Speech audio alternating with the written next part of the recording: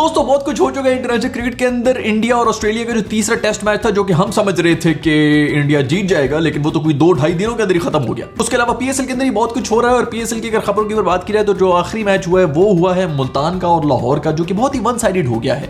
लाहौर वाले अब ना सिर्फ हरा रहे हैं बल्कि गले से पकड़ के हरा रहे हैं। मतलब यार इवन जो लाहौर का क्राउड है वो भी बोर होना शुरू हो गया कि यार इतने वन साइडेड मैच करना शुरू हो गया तुम लोग। एक वो जमाना भी हुआ करता था कि टूर्नामेंट के अंदर सबसे पहले जो टीम निकला करती थी उसका नाम होता था लाहौर कलंदर्स, और अब वो सबसे टॉप के ऊपर है। इनफैक्ट पहली टीम बन चुकी है जो कि क्वालिफाई कर गई है फाइनल्स के लिए। अगर पॉइंट्स टेबल को देखा जाए तो लाहौर की टीम इतनी ऊपर है कि नीचे वाली टीमों की नजरों से ओझल हो चुकी है। फिर लाहौर की टीम इतनी बेहतरीन फॉर्म के अंदर जा रही है कि मुझे डर लग रहा है ऐसी जितनी भी टीम्स होती है ना वो सिर्फ एक ही इंपॉर्टेंट मैच हारती हैं, जो कि अक्सर फाइनल का होता है। टेबल टॉपर्स का मैच हो रहा था मुल्तान और लाहौर का, तो मैं एक्सपेक्ट कर रहा था कि कुछ कांटेदार किस्म का मुकाबला होगा, लेकिन बिल्कुल ही वन साइडेड मुकाबला हुआ। लेकिन एक चीज के ऊपर फुल क्रेडिट देना चाहूंगा मुल्तान को कि उन्होंने अचीव कर लिया इस टूर्नामेंट की सबसे कोजी किट का खिताब। उनकी जो होम की किट थी वो भी कोजी थी, लेकिन अवे वाली किट ने तो सारे के सारे रिकॉर्ड तोड़ दिए हैं। साथ ही साथ लाहौर की जो किट थी वो लाल रंग में अच्छी लग रही थी, ग्रीन रंग के अंदर अजीब ही कोई सोसाइटी का मैप लग रहा है, लेकिन फिर भी मुल्तान वालों का कोई मुकाबला नहीं। लेकिन फुल नंबर देना चाहूंगा मैं लाहौर के लोगों को, यार एक दफा फिर से फुल हाउस अचीव किया। मेरे ख्याल में ये चौथा मैच है जिसके अंदर कंसेक्यूटिव फुल हाउस हो रहा है। खैर सबसे बड़ी न्यूज ये है कि लाहौर कलंदर्स इस वक्त वो पहली टीम बन चुके हैं जो कि फाइनल के अंदर क्वालिफाई कर चुके हैं। इनके नाम के साथ ये क्यू का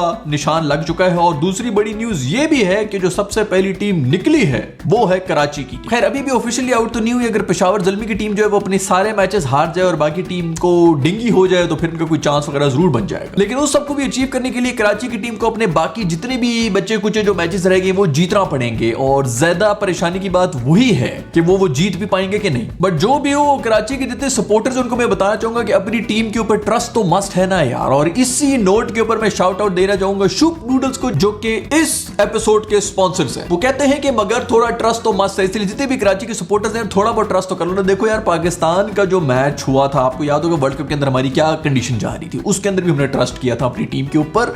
और एंड में मुआवजा ये हो गया था कि नीदरलैंड्स ने साउथ अफ्रीका को हरा दिया था और वो आगे आ गए थे। तो यू नेवर नो, इस किस्म के कोई मुआवजे हो सकते हैं। अभी भी पेशावर सारे मैचेस हार जाए, ये सारे मैचेस जीत जाए, रन रेट वगैरह के ऊपर आ जाए। सो यू नेवर नो, हिम्मत नहीं हारनी चाहिए कराची वालों। लेकिन फिर भी अगर भूख लगे तो दराज खोलो, जैसे बेरोजगार हस्बैंड की तरह शुभ नूडल्स लेटे हुए नजर आएंगे। स्कूल के टाइम में यही लगता है कि ये दोस्त हमेशा बेस्ट फ्रेंड्स फॉर एवर रहेंगे, जैसे चिकन और चटपटे के फ्लेवर की ये दोस्ती। दुनिया की सबसे सफाई से कटी हुई शुभ का पैकेट लगता है किसी सर्जन ने लेजर से काटा है। सीट बेल्ट पहनने से इनकार, इसलिए मसाले का नूडली डिब्बिया से अंधाधुंध तसादुम। और मेरी तरह गर्मियों में भी गर्म पानी से नहाने के लिए डुबकी लगा चुकी हैं नूडल्स की डिब्बियां। पानी का उछाल और कैमरामैन का पैन की रूह में झांकने का मंजर, खुशी से फूलते नूडल्स का कांटे से लिपट कर रक्स, और हम दो हमारे दो मतलब 6 खूबसूरत फ्लेवर्स का अनोखा कॉम्बिनेशन। ये है शुभ नूडल्स की वो बेमिसाल किस्म की फ्लेवर्स की रेंज, जिसके अंदर मैंने आपको पिछले बताया था कि मेरी जो फेवरेट जा रही है वो इस वक्त चीजी फ्लेवर जा रही है। इनके जो सॉसी फ्लेवर्स है वो आप लोग जरूर ट्राई करने में। खैर coming back to the video, Islamabad United का भी मैच हुआ है कराची के साथ, जिसके अंदर कोई 400 रन बनाए गए। और 400 रन में आप यही सोच रहे होते कि जिस टीम ने भी 200 रन बनाए होंगे वो कम से कम जीत रही होगी, वो कराची किंग्स ही थी। उसके अंदर इमाद वसीम ने कोई एक जबरदस्त किस्म की 92 रन की इनिंग्स खेली, लेकिन एक दफा फिर से वेस्ट हो गई।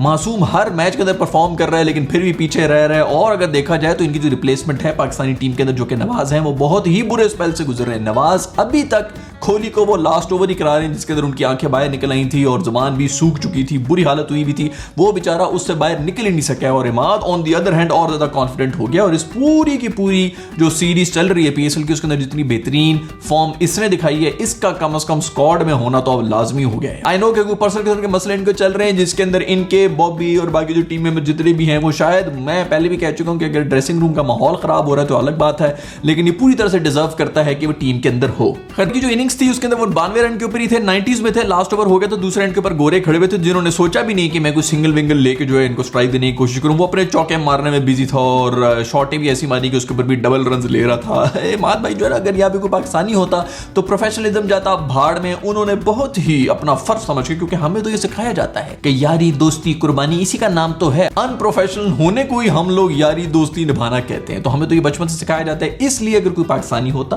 तो कंफर्म उसने टीम को साइड पे करके सिंगल लेके इसी को स्ट्राइक देनी थी। बेशक इसकी 100 हो या ना हो, लेकिन उसने अपना फर्ज पूरा कर लेना था। वो नहीं हो सका और भाई जो है वो 90s में रह गए, लेकिन बहुत ही खूबसूरत किस्म की इनिंग्स उन्होंने खेली थी। उसका जवाब दे दिया आजम खान ने, जिन्होंने आगे कुछ 70 रन की इनिंग्स खेली जो कि और ही ज्यादा बेहतरीन थी। स्पिनर्स को ऐसे रख रख के मारा है मेरे दोस्त ने, और बेचारा शम्सी जो है वो फोन मिलाने का उसको मौका ही नहीं दिया। खैर मेरा ख्याल में इस वक्त पाकिस्तान के अंदर सबसे अच्छे जो स्पिनर्स को खेल रहे हैं वो आजम खान ही है। और हैरत की बात यह है कि पिछले 2-1 साल से हमारी टीम अगर किसी के खिलाफ स्ट्रगल कर रही है तो वो है स्पिन बॉलिंग, क्योंकि ऊपर से जितने हमारे बैटर्स हैं वो फास्ट बॉलिंग को तो अच्छा निगोशिएट कर लेते हैं, स्पिनर्स के आगे हम लोग लेट जाते हैं। मिडिल ऑर्डर में कोई भी नहीं है जो कि स्पिनर्स को अच्छा खेल सकता हो, और ये इतना बड़ा हमारे पास स्पिन बॉलिंग का प्लेयर बैठा हुआ है, लेकिन हम उसको रखेंगे नहीं क्योंकि हमारी फिटनेस का म्यार बहुत ज्यादा ऊंचा है।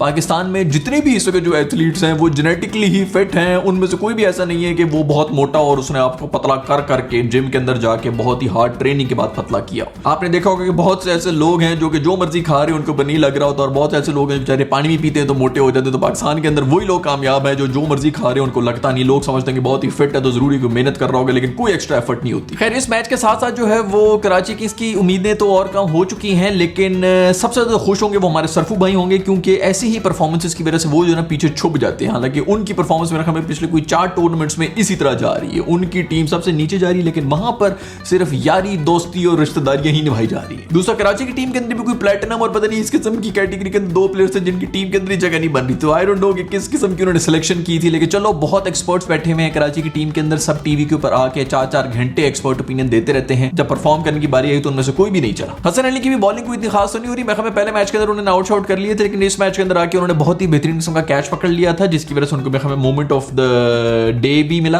और ब्रेकिंग न्यूज ये कि आमिर भाई जो है वो इतनी जोर लगा के बॉलिंग कराने शुरू हो गए कि अब वो 4 ओवर्स कराने लायक भी नहीं रहे हैं। 2 ओवर कराने के बाद उनके जो है फेफड़े फूलना शुरू हो जाते हैं, उसके बाद जो है उनके ग्रोइन के अंदर तकलीफें शुरू हो रही थी। इसी तरह होता है, बहुत जोर से आप बॉल करा रहे होते हैं। और दूसरी बात यह कि इतनी ज्यादा वाइड्स उन्होंने कराई इस मैच के अंदर वो इसीलिए क्योंकि बहुत ज्यादा जोर लगा रहे थे दोस्त। बहुत से इनके चाहने वाले जो वो चाह रहे होते हैं कि ये ओडीआई के अंदर भी है, मेरा ख्याल में उनकी मैच फिटनेस T20 वाली भी नहीं रही। मुझे तो ये समझ नहीं आ रही कि जब वो बॉल को स्विंग कर रहा होता है तो उसको 4 के 4 ओवर शुरू में ही क्यों नहीं करा दिए जाते हैं। 2 ओवर कराने के बाद जिसके अंदर बॉल इधर उधर घूम रही है, उसके बाद फिर उसको 18 और 19 ओवर के ऊपर ले आते हो, जिसके अंदर वैसी गेम खत्म हुई भी होती, तो उसी वक्त करा दो। ये T20 के अंदर ही मेंटालिटी कब खत्म होगी कि अगर बॉलर आपका प्राइम के ऊपर है, उसको अपना रिदम मिला हुआ, तो सिर्फ 4 के 4 ओवर कराओ और अगली टीम को खत्म कर दो। एग्रेसिव खेलना पड़ेगा भाई। खैर उनकी केक वाली पिक्चर भी बहुत ज्यादा वायरल हो रही थी, जिसके अंदर लोग यही कह रहे थे कि यार टीम हार चुकी है, लेकिन ये जो है अपनी 4 विकेटें सेलिब्रेट कर रहा है। तो उसके ऊपर बाद में ये क्लैरिटी आ गई थी कि उनका कोई एक बहुत ही दिलदार किस्म का फैन था जो कि केक के ऊपर ये लिखवा के उनके पास चला गया और वो सिर्फ उसको काट ही रहे थे, और उस दिलदार फैन ने उसके साथ उनकी पिक्चर्स भी खींच के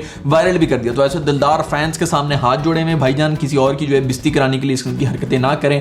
आपने तो अपनी छोटी छोटी खुशियां मना ली हैं, लेकिन अगले बेचारे को जो है हम सब ने जलील करना शुरू कर दिया कि भाई ये किस किस्म की घटिया चीजों के ऊपर सेलिब्रेट कर रहा है। साथ ही साथ फहीम अशरफ ने भी अच्छी कंट्रीब्यूशन की। अच्छी बात है कि इनके ऑलराउंडर्स जो है वो थोड़ा बहुत परफॉर्म कर रहे हैं, इनकी बहुत जरूरत है टीम को कि इनकी फॉर्म वापस आए। कोयटा और लाहौर का भी मैच हुआ था, जिसके अंदर लाहौर में हमें 50 के ऊपर 7 आउट हुए थे, लेकिन फिर भी वो 150 रन बना के चले गए। और बाद में सरफराज भाई ने सारा का सारा ब्लेम जो है वो बॉलर्स के ऊपर भी डाल दिया। उन्होंने कहा कि जी बॉलर्स ने 50 के ऊपर 7 आउट करने के बाद बहुत कुट खा ली थी, 150 रन बना लिए थे, हमने थोड़ी 150 करने से। मैं हमें कोई चौथा सीजन है जिसके ऊपर बॉटम के ऊपर ये आ रहे हैं, लेकिन छोड़ो यार, सिर्फ यारी दोस्ती और यही सब चीजें चलती है। पाकिस्तान के अंदर सिर्फ यही चलता था, प्रोफेशनलिज्म नाम की कौन सी चीज होती है। लेकिन ये रिवायतें जो है ये खाली इस मैच में ही नहीं थी। पेशावर ज़ल्मी और कराची का जो मैच था उसके अंदर भी कोई इसी किस्म का माहौल मचा हुआ था। 2 रन के ऊपर 3 आउट थे पेशावर ज़ल्मी के, और उन्होंने फिर आगे से जाके 197 रन बना लिए थे। हसीबुल्लाह क्या ही कोई बेहतरीन किस्म की फाइंड हमें मिल चुकी है यार। इस बंदे ने बहुत ही कमाल इनिंग्स खेली, और मेरा ख्याल में इसके बारे में बाबर लड़ रहा था जब ये इमर्जिंग कैटेगरी के अंदर इसको पिक करना था, तो बाबर ने लड़ के अपने कोच से इस बंदे को पिक कराया था। और क्या नजर है मेरे दोस्त, क्या ही बेहतरीन फाइंड किए थे। खैर उधर इंडिया और ऑस्ट्रेलिया का भी जो है वो तीसरा टेस्ट मैच था, और तीसरे दिन ही वो खत्म हो चुका था। वैसे तो दूसरे दिन ही खत्म हो चुका था। मेरे ख्याल में ये चौथे और 5वें दिन की टिकट्स आप लोग बेचते हैं, वो खरीद कौन रहा है आजकल। मेरे ख्याल में इंडिया में जो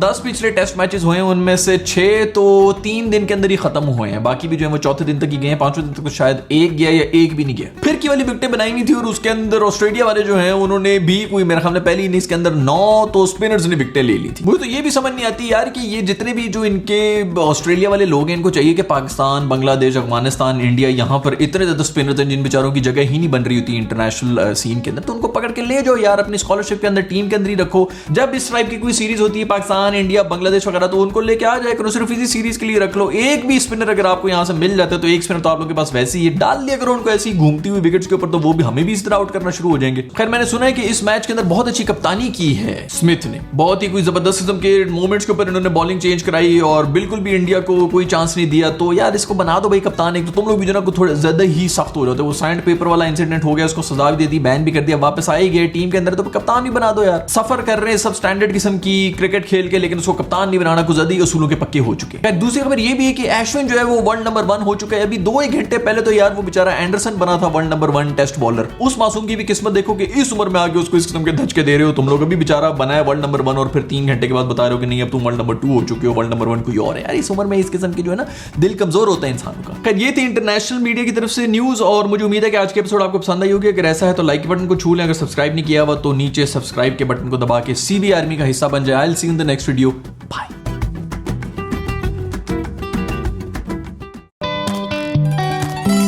चिकन हो या चटपटा, शूप का टेस्ट जबरदस्त है।